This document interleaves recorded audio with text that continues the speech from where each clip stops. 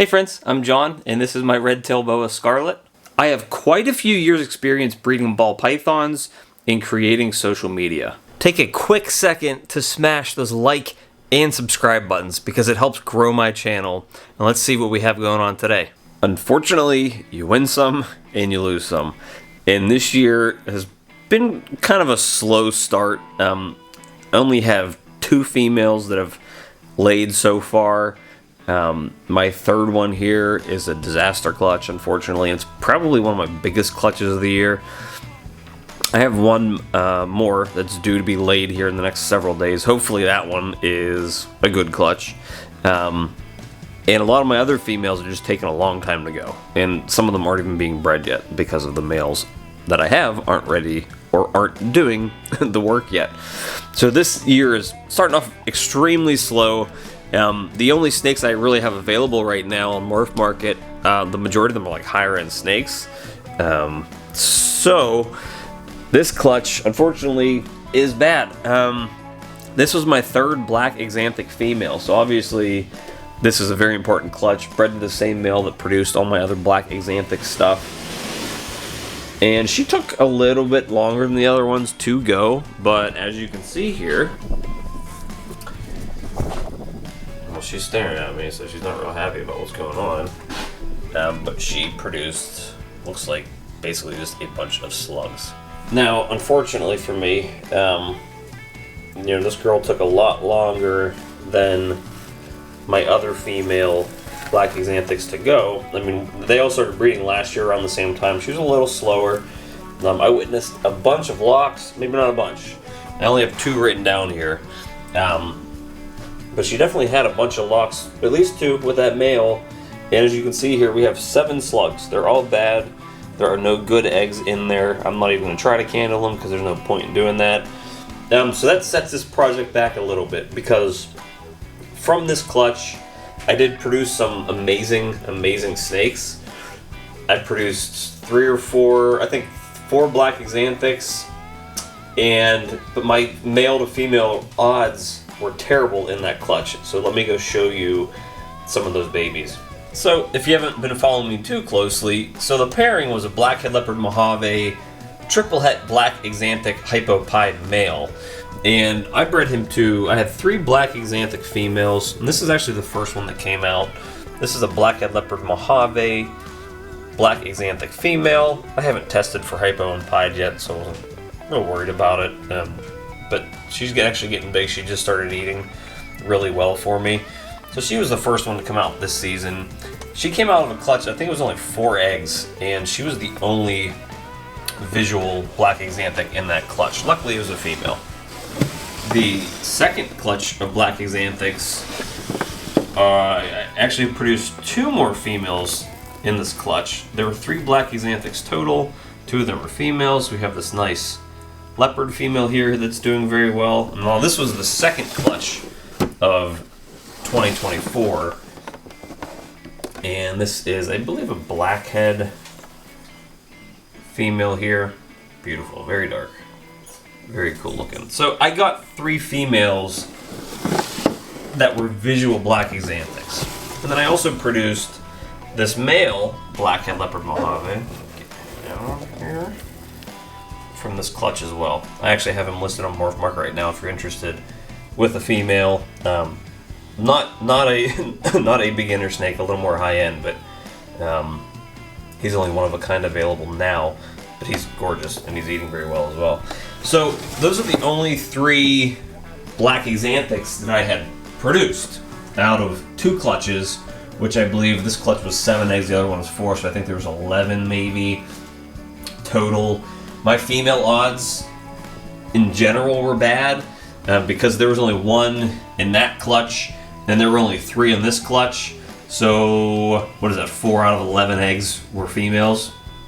Luckily, 3 of them were black axanthics, so I got 3 black axanthics that I kept back out of that. Now that male is also bred to a hypopide, and that actually produced some of my best looking snakes, probably the most powerful snakes that I produced last year, which were my blackhead leopard Mojave hypopide males. I have actually produced 2 of them, and I kept them both because I can't test for black axanthic yet. Now these guys are extremely powerful for breeding purposes. As you can see here, just an absolute killer looking pied. I can't wait to see what this looks like in black axanthic as well. I'm working it all together. And his brother here, right next door, looks basically the same. A little bit of a pattern difference. Let's see here. It looks like a little darker. They're starting to get these, their noses are getting really like dark black, which is kind of neat looking as they age.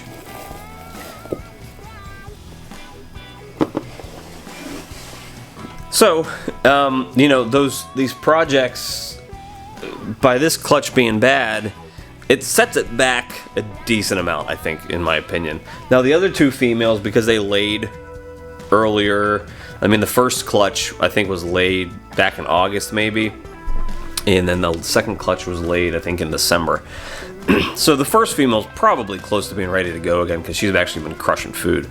The second female is probably going to be another month out before she's even able to be paired again. I don't even know what I want to pair to them.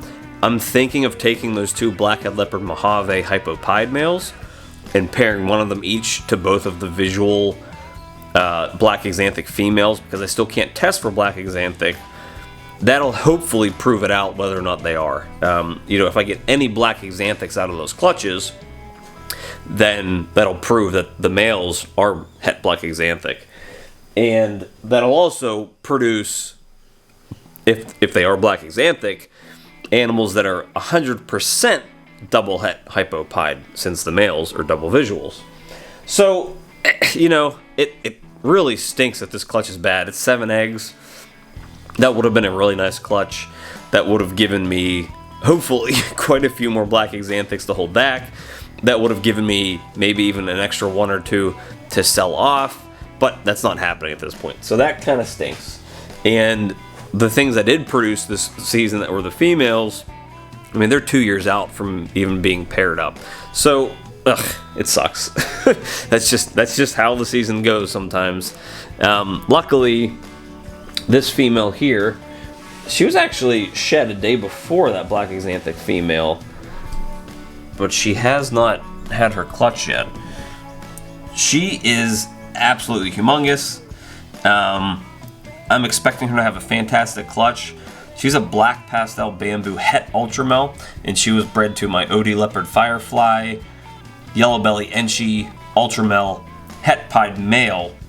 So these could make 5, 6, 7 gene ultramels that are het pied, which is awesome. So I'm excited for that clutch. I'm keeping my fingers crossed that it's huge, because she's a big girl, and you know, the potential there to have a bunch of eggs, produce a bunch of ultramels that look really cool, that have a bunch of genes that are very powerful, would be nice. But in the meantime, you know, this girl, this poor little black axanthic girl, needs to get washed up.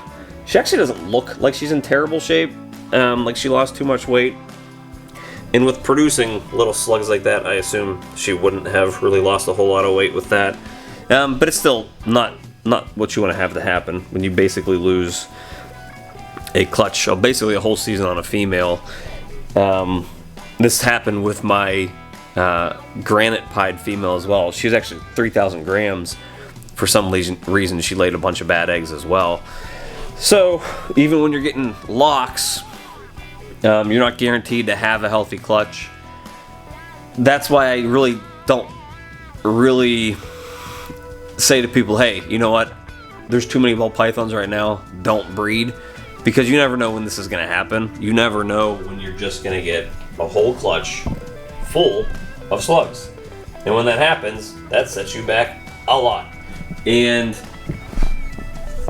you do not want to be set back that much if you're only choosing to breed 1 or 2 or 3 or 4 clutches, and 1 or 2 of them ends up being a clutch full of duds.